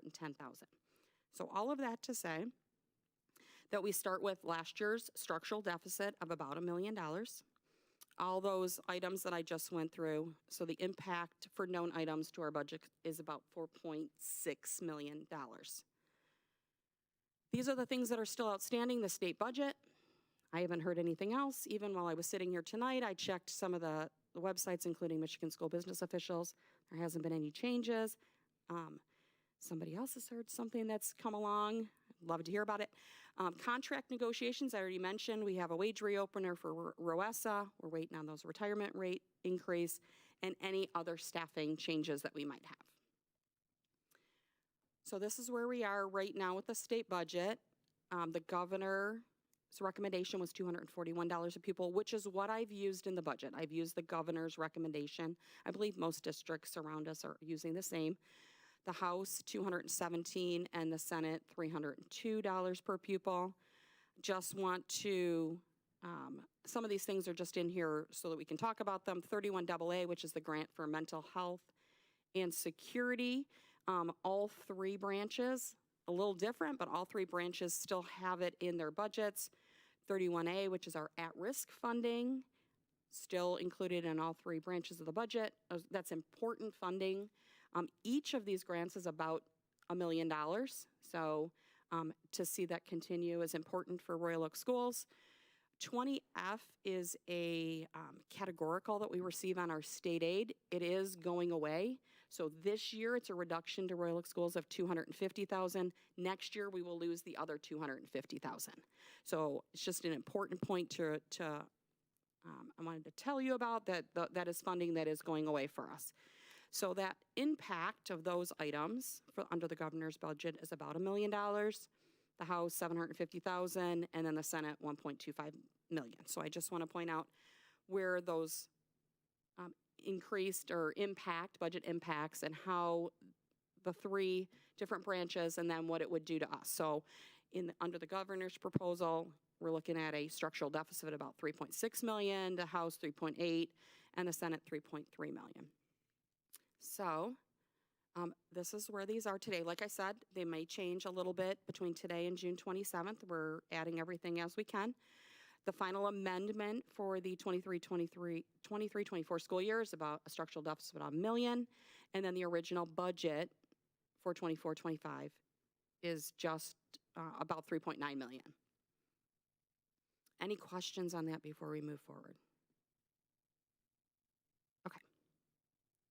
And like I said, the general fund specifically is one that Cabinet and the administrators have talked a lot about all of these changes. So it's been really great conversation this year. The Community Service Fund, which houses Adams ECC, Latchkey, Churchill Community High School. This budget's developed by Kim Boyce, our finance manager, and then it's reviewed by me. The amended 23-24 is about, we zero this fund out, but this just gives you an idea that it's 3.1 million in revenue expenses and 3 million for the original budget. But the reason why we do this is all of the FTEs for the special ed FTE for the Adams ECC or the Churchill High School FTE all goes into the general fund. So we balance this out because of that. The other way to do it would be to directly charge them there. This kind of makes it a little easier. The food service fund is developed with Mike Jacobs, our food service director. The structural deficits are planned. We have excess fund balance and have for a couple of years. A lot of that is due to the COVID funding when we had free breakfast and lunch for all. We do again, but the reimbursement's a little different. So these are planned use of fund balance. We're supposed to have 3 months of operating balance in our fund balance when it comes to the food service fund. A lot of this was the new loading dock at Royal Oak High School. Many new kitchens across the district over the last couple of years, but this summer, new kitchens at Adams and Keller, but the food service equipment is specifically coming out of the food service fund. So that's quite a savings to our bond fund as well. So it kind of all helps and layers in well together. The student activity fund is all of those funds across the district, the booster clubs, the drama club, the soccer team. They all have accounts, but they have to be recorded and accounted for just like all the other funds of the district. So these are not dollars that belong to the school district. They belong to different student groups, and we just hold them for them, but they do have to follow the same rules. So we do have to set a budget for them each year, and it looks like they're probably going to use about $1.5 million in and out of that each year. And it looks like we're back to the levels that we were pre-COVID because it slowed down during those years. And then finally, the debt service fund, which I told you about the millage rates that are associated with this. And the only thing that this fund does is pays the principal and interest on those payments. So you can see that there. Any questions in any of the budgets? Okay. I think we just have the public comment for this portion of the meeting then. Thank you, Mrs. Abello. Very thorough. So, Ms. Jasinski. Even though it was in all three branches for the proposed budget about continuing to have free breakfast and lunch, is there, like, of course there's always a chance, right?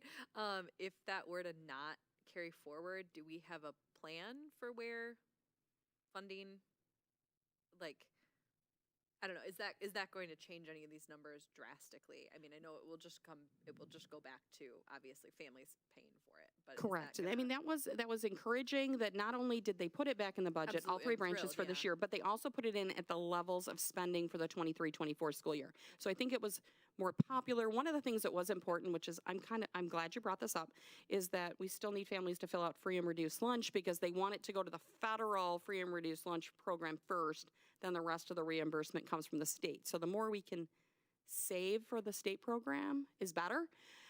Also works towards some of our grants as well, right? Because we get funding based on free and reduced lunch counts. So what we would do is it would go back to full pay, free and reduced, and it would not change, I don't think it would change the budget significantly. Mrs. Cook? Yeah, I just wanted to mention, that when we're looking at this budget, we are looking at a structural deficit, but we do have a strong fund equity. And, I did like a quick calculation and we're hovering around like 14, 15%. Is that about correct for what sort of fund equity we would still have? Right, after the 1 million this year and then the 3.9 now, yes, about 14. Yes. So we're still in a strong We financial position. Mrs. Fitzpatrick. Thank you. So before we get to the public comment on this portion, I just want to say that the county superintendents meet once a month with the legislators that represent our school districts across the entire county. And at those meetings, our representatives come, sometimes there's staffers from their offices who come. But they work with the superintendents and Oakland schools, and the budget is often an agenda item every single month of the year. And so for those running a household, you probably know how much money you have in the bank, and you may be saving in case you have a roof or you want to buy a new home or put a pool in or something. But for school districts, it is literally June, and we do not have a budget from the state of Michigan to tell us how to run school starting the 1st of July for next school year. And so for us, it's very difficult, but I will applaud Ms. Abella, my fellow administrators here, and our board, just for how much work we do to really scrutinize the services and supports and the curriculum for our students and protect it as much as we can. And so what you see on the screen and what you hear us represent tonight is really our best guess at what might be coming in funding from the state of Michigan. We are encouraged that we will have a budget and our numbers by the end of this month. But by law, we are required to pass a school district budget by the 1st of July. And so what we do through all the scrutiny is make decisions for what we believe is best for our district, protect those programs, and that's what's represented in this budget. So I appreciate the confidence in that. I know our legislators are working very hard to protect funds and to look at funds where there may be some surplus this year that could be dedicated back to schools, so we're working closely on that. But I'm confident that we'll start off, again, very strong. But I think just advocating for public education means that we're willing in this state to pay for the programs that need to occur. And that means keeping up with at least the rate of inflation or better, and then recognizing that even though COVID has ended in terms of a medical plan or such, we still have many needs in schools for our students and our families and for our staff, and we want those to continue. So again, to Ms. Sabella, we have been working on this for quite some time, and we go into this in a lot of detail. But again, I'm confident that on the 27th, we'll have more detailed information for you. Mrs. Anderson. Well, I just want to let people know, too, that the administration is putting countless hours on this, and we've seen the sticky notes and the giant pads stuck, but the board has spent the last 2 facilities and finance meetings also going over this in great detail and having amazing discussions about what we value, and that's what we want our budget to reflect. But it's very difficult when we don't know exactly what we're dealing with either. I would just like to echo what Mrs. Anderson said. We talk about what is important to our district and our students and our staff, and the things that we've put into place over the last couple of years we feel are important to continue, and so that remains our priority. And so we're grateful for that, so and for all the work your team has been doing. So thank you very much. So we move on to item number 7, public hearing, 24-25 budget and millage rate. Do I read this? I don't even know. Do I read this typically? Or a public hearing is a designated time on the agenda for the public to provide input into this specific agenda item. The rules for public comment apply to comments made during such time. 7.1, we're open to public comment related to the budget and millage. Seeing none, item 7.2 is closed to public comment on that topic. Item number 8, communications. Mrs. Anderson. We have received a few since our last meeting. We've received communications from Rebecca Cheesem, Charles Good, Greg Panzica, Katrina Bahar-Ozian, and Elizabeth Mulheisen. Thank you. Moving on to item number 9, the consent agenda. We have item 9.1, payment of expenses, and that's it. Do we have any additions or deletions? Seeing none, consent agenda passes as presented. Number 10, matters for discussion action, item 10.1, Superintendent, Mrs. Fitzpatrick. Thank you. I'd like to draw your attention to 2 items on the agenda this evening. We need a second reading of revised and replaced policies and guidelines. Our policy committee had recommended them and reviewed them. We are calling another meeting of the policy committee. We have a few to continue to review and some new updates from our partners at Neola who make recommendations for our policies, and that will be coming later this summer. But for now, item 10.1.1 is considering the second reading. Thank you. Can we have a recommendation, please? Mrs. Cook? Resolved that the Royal Oak Schools Board of Education approves a second reading of the policies and administrative guidelines being revised, replaced, and/or recommended as presented in the board packet. Thank you. Can I have a second? Mrs. Usinski? Can we have any discussion? Can we have a roll call, please? I will vote yes. Trustee Alexander? Yes. Trustee Jaworski? Yes. Trustee Van Heitzma? Yes. Trustee Cook? Yes. Trustee Jasinski? Yes. Trustee Haynes? Yes. The motion passes. Thank you. And the second item is 10.1.2, which is the 2024-25 MHSAA membership for Royal Oak Schools. We participate in that organization and overseeing all of the athletics within our district, and annually the Board of Education is asked to consider this recommendation on our district's behalf. Thank you. Can I have a recommendation? Mrs. Alexander? Be it resolved that the Royal Oak Schools Board of Education hereby delegates to the superintendent or her designee the responsibility for the supervision and control of said activities, and hereby accepts the Constitution and bylaws of said association and adopts as its own the rules, regulations, and interpretations as minimum standards and published in the current handbook as the governing code under which said schools shall conduct its program of interscholastic athletics and agree to primary enforcement of said rules, regulations, interpretations, and qualifications. In addition, it is hereby agreed that schools which host or participate in the association's meets and tournaments shall follow and enforce all tournament policies, procedures, and schedules. This authorization shall be effective from August 1st, 2024, and shall remain effective until July 31st, 2025, during which the authorization may not be revoked. Thank you. Can we have a second? Mrs. Anderson, can we have a roll call, please? Trustee Alexander? Yes. Trustee Jaworski? Yes. Trustee Van Heitzma? Yes. Trustee Cook? Yes. Trustee Jasinski? Yes. Trustee Haynes? Yes. And I'll vote yes, and the motion passes. Thank you. Item 10.2, curriculum and instruction. Dr. Ioannis?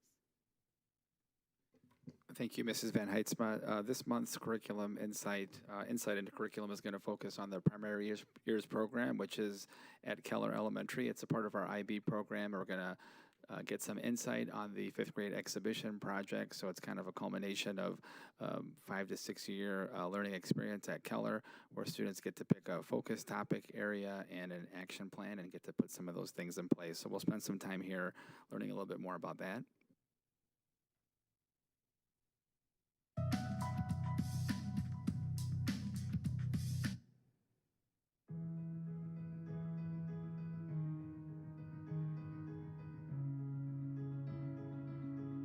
The PYP exhibition is a culminating project that our 5th graders do at an IB school. They incorporate many of the learner profile attributes they've been learning since kindergarten into a research-based project and presentation on a topic of their choosing in a small group. My topic is the influences of money, and it's important because people get influenced by money all over the world all the time. My topic is water pollution, and my topic is important because we need water to live. Like, everything needs water to live, and that's what water is based off of, the earth. So without water, we really wouldn't really have anything. My topic is technology, and my topic is important because it impacts our everyday lives. My topic is human rights, and it is important because if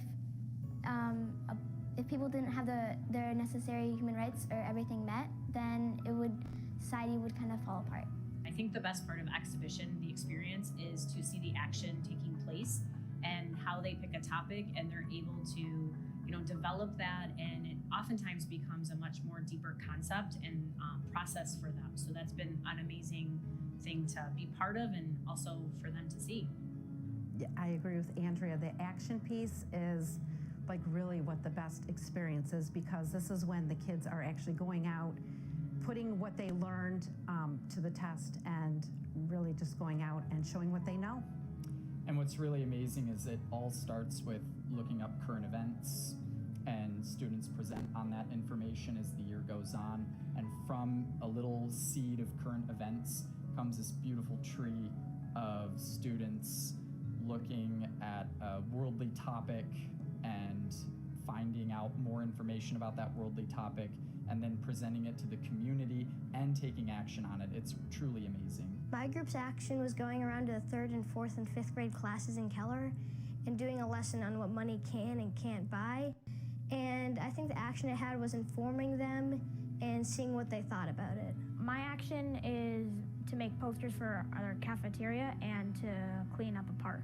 Exhibition is scaffolded starting day one, whether they arrive in DK or kindergarten with us or any other grade they join us. When they start to learn the learner profile attributes of thinker and communicator, they practice these skills in each grade level, which is preparing them to do their final research project and presentation known as exhibition.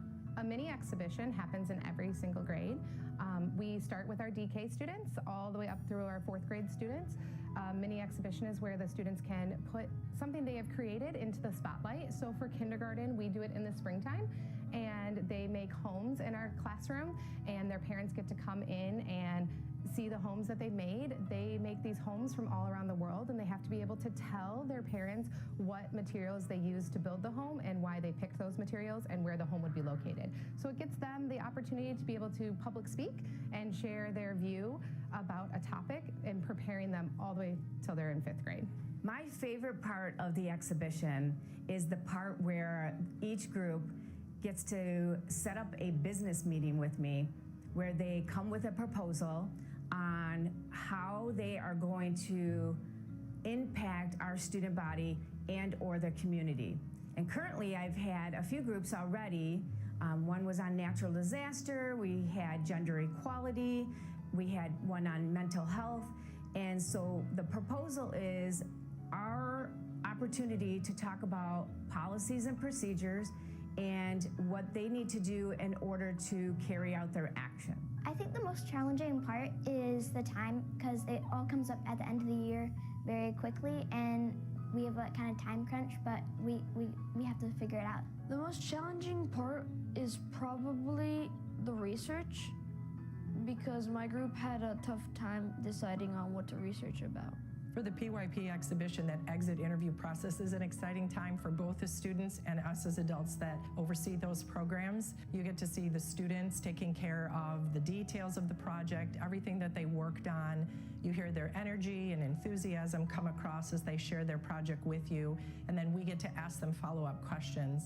I'm always impressed with the poise that our students have and the grace that they show during that process, which I'm sure is a little anxious and nerve-wracking for them, but they do such a good job and they're so proud of their work, and we are proud of them as part of the process.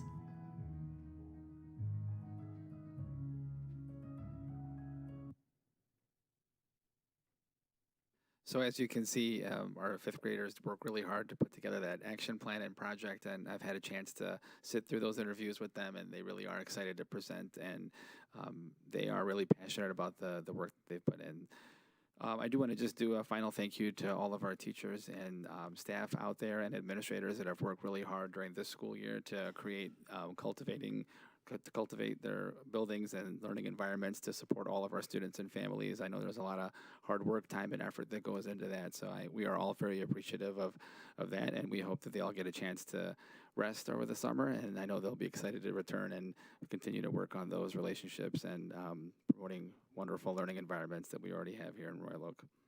But that's it for my report. Thank you, Dr. Ioannis. 10.3, Finance, Facilities, and Bond. Mrs. Abella. Hi again. The only thing I have for you this evening is 10.3.1, which is a millage rate certification form that I discussed during the Truth and Taxation hearing. Thank you. Can I have a recommendation? Ms. Usinski? Resolved that the Royal Oak Schools Board of Education approves the 2024-2025 millage rate, L4029 form, as presented in the board packet. Thank you. Can I have a second? Mrs. Alexander, can we have a roll call, please? Trustee Jaworski? Yes. Trustee Van Heitzma? Yes. Trustee Cook? Yes. Trustee Jasinski? Yes. Trustee Haynes? Yes. I'll vote yes. Trustee Alexander? Yes. The motion passes. Thank you. Not last but least, least but 10.4, Staff and Student Services, Mr. Walensky. Thank you, Ms. Van Heitzma. I have 3 items on tonight's agenda for your consideration and approval. We'll start with item 10.4.1, which is our monthly personnel changes, and I'll go through those quickly for you. On that report, you'll see 13 changes since we last met. It includes 6 recommendations for hire, 2 resignations, 4 retirement notifications, and 1 internal transfer. The new hires, just quickly, which is good news, we hired 3 paraprofessionals, much needed, 2 for Upton Elementary and 1 for Adams Elementary. We've also hired 3 new teachers already. Andrew Miller is going to teach elementary physical education, and Maria Elliott will teach elementary art. Both actually have taught this past school year for us the whole year in a subcapacity because they were finalizing their teacher certification. They've now become fully certified, so we're going to move them from EDGE staff to Royal Oak employees. And it was like a year-long interview as well, so those are good hires for us. Nicholas Zimmer will be teaching math for Royal Oak Middle School, replacing Tilda O'Neill, who resigned last spring. This is not an uncommon trend. Nick, like many of our new hires, has 15 years of teaching experience in Dearborn, but he lives in Berkeley, so he very much wants to reduce his commute and join Royal Oak because we're so wonderful as well. And then we have 2 resignations, not uncommon at the end of a school year to have resignations. Mylon O'Hala, science teacher for Royal Oak High School, and Julia Carey, paraprofessional for Upton Elementary, have both submitted resignations. We have 4 new recent retirement notifications. Actually, John Sebastian was just after our last meeting. As you know, John has been a math teacher for Royal Oak Middle School, and he's been with the district since the fall of 1994, so 30 years. Jane Walbridge, clerk for Royal Oak High School, began with the district officially in 2019, though I think she did some subbing before that. So Jane's been with us for a while. She's going to retire as well. Suzanne Redmond, paraprofessional for Royal Oak Middle School, also in Royal Oak a long time. She's been with the district since 1992, so 32 years. And Joanne Baker, who's not been with the district a long time, just 1 year, but she was a paraprofessional at Keller Elementary, announced that she's retiring at the end of the year. We have 1 internal transfer. Teresa Bauman, who has been the secretary for Adams Elementary, will be moving here to the board office to replace Gina Harwood, who is retiring effective July 31st for the role of enrollment coordinator. And that's my summary of the personnel changes for your approval. Can we have a recommendation, please? Mrs. Anderson? Resolve the Royal Oak Schools Board of Education approves the regular personnel changes as presented in the board packet. Thank you. Do I have a second? Mrs. Haynes? Can we have a roll call, please? Trustee Van Heitzma? Yes. Trustee Cook? Yes. Trustee Jasinski? Yes. Trustee Haynes? Yes. I'll vote yes. Trustee Alexander? Yes. Trustee Jaworski? Yes. The resolution passes. Okay, item 10.4.2, also for your consideration, is for the renewal of a contract with Safe Ed for school security services at Royal Oak Middle School and Royal Oak High School. Our contract with Safe Ed expires June 30th of this year, 2024, and the organization was actually purchased by another company called Secure Education Consultants that we have also contracted with previously. I think it was 2 years ago, the president and CEO for Secure Education Consultants, Jason Russell, did an audit for us. He's an expert in all things school safety, and he came in and audited all of our schools. Very knowledgeable, has a background in law enforcement. He was previously a federal agent. Does a lot of consulting for all, as the company says, secure environments. He has taken over the company, so we're quite confident that it's under excellent ownership as it was under Steve Brandamore. This resolution is to authorize Ms. Fitzpatrick to finalize a 2-year contract with SEC, Secure Education Consultants, and it will be a very similar price to what we've been paying Safe Ed. There will be some increase, as Ms. Abella pointed out in her presentation. $7,866. And I feel good about it because it's training. They take their training of their staff very serious. So the number of hours that they're going to provide is going to increase, and that's at out of cost. But, so item 10.4.2 is for that renewal. Thank you. Can we have a recommendation, please? Mrs. Alexander? Resolved that the Royal Oak Schools Board of Education authorizes the superintendent to finalize and sign a 2-year contract extension with SEC Shield LLC for the 2024, 2025, and 2025-2026 school years. Thank you. Can I have a second? Mr. Jaworski. Can we have a roll call, please? Trustee Cook? Yes. Trustee Jasinski? Yes. Trustee Haynes? Yes. I'll vote yes. Trustee Alexander? Yes. Trustee Jaworski? Yes. Trustee Van Heitzma? Yes. Motion passes. Okay, one more. Item 10.4.3 is a letter of agreement with the Royal Oak Education Association regarding the topic of teacher evaluations. As you may remember from a previous conversation, teacher evaluations became a prohibited subject of bargaining back in 2011. So our contract has been absent language about teacher evaluation since that time. Public Act 115, which was recently passed by our legislature, repealed educator evaluations as a prohibited subject. And it actually required that we now collectively bargain and adopt an evaluation process in line with the statutory requirements. So a subcommittee of administrators, which included Dr. Ioannis and myself, and 3 building principals, Jason Henshaw, assistant principal at Royal Oak Middle School, Michael Corridor, assistant principal at Royal Oak High School, and Marcy Dryden, principal of Keller Elementary. We met several times with the Royal Oak Education Association leadership, who is here this evening, Marianne Campbell, the president, Carrie Derminer, the vice president, and 3 teachers, Mallory Greenway at the Early Childhood Center, Lindsay Cole, Royal Oak High School, and Ryan Davis at Oak Ridge. I just wanted to list those people to give them credit for really pouring through this legislation, making sure we have it correct, and coming up with what I think is a very good process that we've formally committed to in writing and will be in the contract in line with these statutory requirements.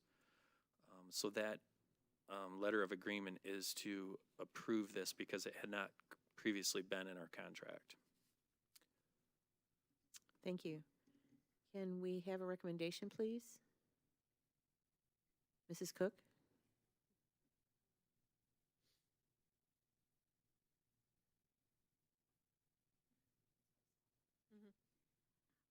Whereas teacher evaluation was previously a prohibited subject of bargaining and the ROEA collectively bargained agreement does not contain language regarding teacher evaluations, whereas PA 115 repealed teacher evaluations as a prohibited subject of bargaining, and whereas MCL 380.1248 and 1249 require school districts to collectively bargain and adopt an evaluation process in line with statutory requirements by July 1st, 2024. Whereas the parties met and negotiated a performance evaluation process in line with the statutory requirements, now therefore be it resolved, the teacher evaluation process that was mutually agreed to by and between the ROSD and ROEA shall become Article G of the ROEA collectively bargained agreement. A copy of the teacher evaluation process is attached hereto. Thank you. Can we have a second? Mr. Jaworski? Can we have a roll call, please? Trustee Jasinski? Yes. Trustee Haynes? Yes. I'll vote yes. Trustee Alexander? Yes. Trustee Jaworski? Yes. Trustee Van Heitzma? Yes. Trustee Cook? Yes. And the motion passes.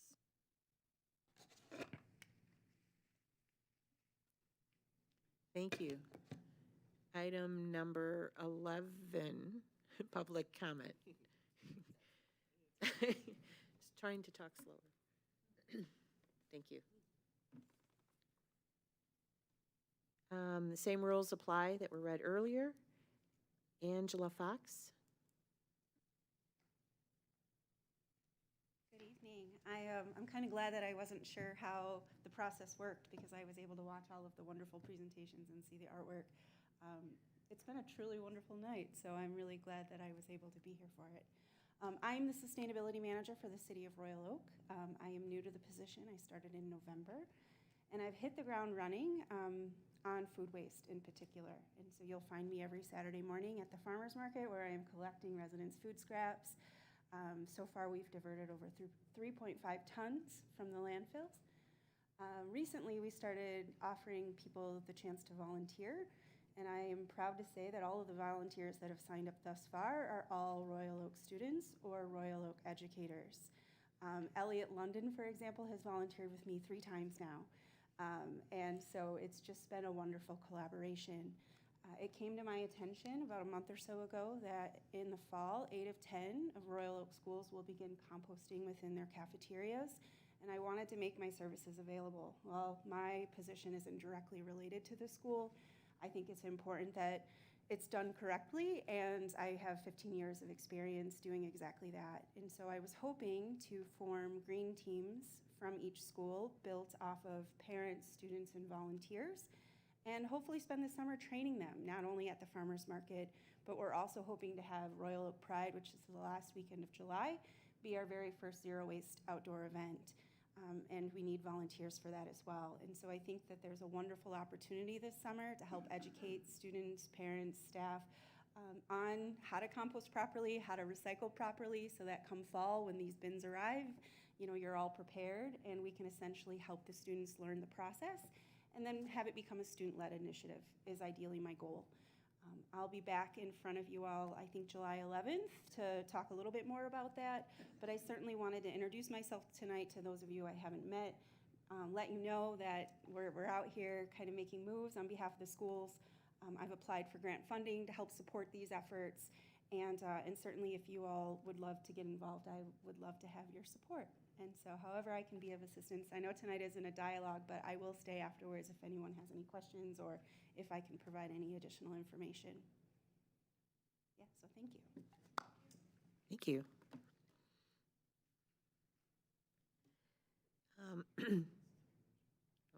Item number 12, Board Comments Liaison Report. Communications, Mrs. Alexander. Thank you.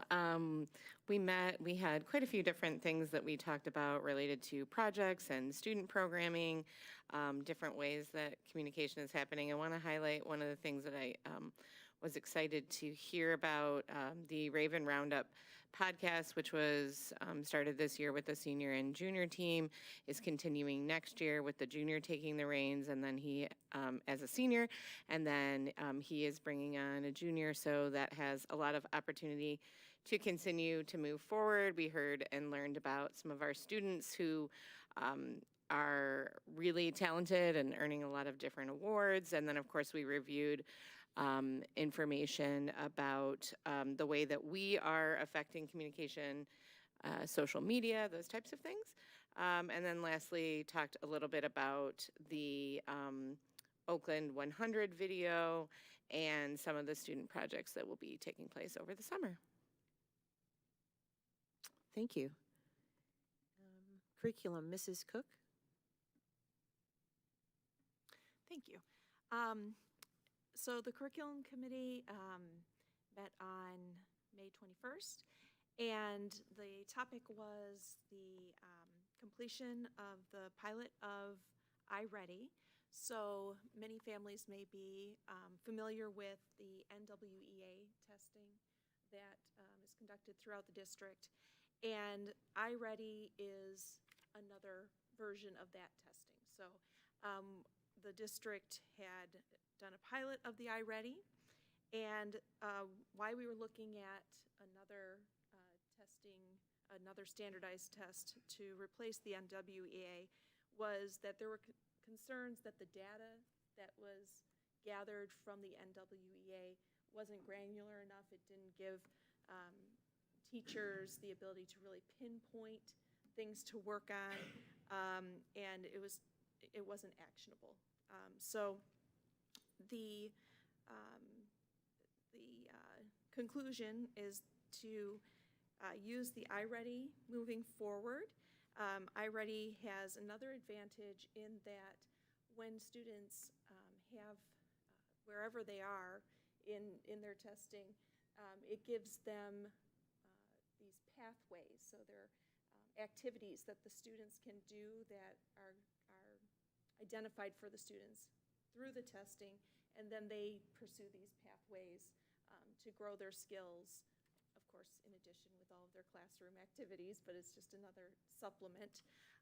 And so those individual pathways will be available to all K through 5 students, and they will have a bundle for the ROM students that are identified for Tier 2 interventions.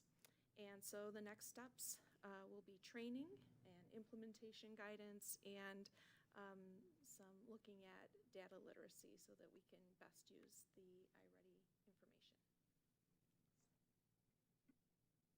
Thank you. Mrs. Abella, you want to speak to Wellness Committee, please? Thank you. The Wellness Committee met on June 5th. We had a report from Mike Jacobs, our food service manager. One of the things he talked about was his new Global Eats program. So this last quarter, they traveled to the Caribbean with island-style chicken curry and Trinidad with spiced fruit. He also introduced a pork chop sandwich at Royal Oak High School, which he said was widely received well, and he was going to add that to Royal Oak Middle School next year as well. I'm sure our guest will be happy to hear that he's adding compostable boats to Royal Oak High School for the 24-25 school year. So there's going to be lots of training of students at Royal Oak High School and making sure that we get that done correctly. He's planning some signage, but of course at the beginning of the school year we're going to need some help with that. So we did talk a little bit about that. One of the big focuses around the Wellness Committee for the last couple of years now has been social, emotional, and well-being. I told the group about our district website. It's linked in 2 places. There's a wellness and emotional support. Lots of really good information. If you haven't seen it, I can certainly point you to where it is. Ms. Banson also let me know that she had been sending resources to all the principals throughout the year to put in their newsletter. So those were some of the highlights from our meeting. Thank you.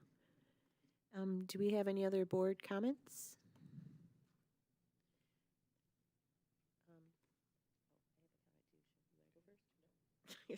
I just wanted to give a huge thank you to Mrs. Fitzpatrick's team for all that they've done all this year. I think it's been, a busy year as always, and I wanted to give a shout out to our union representation for all the staff that they do, everything that they do, period, I think.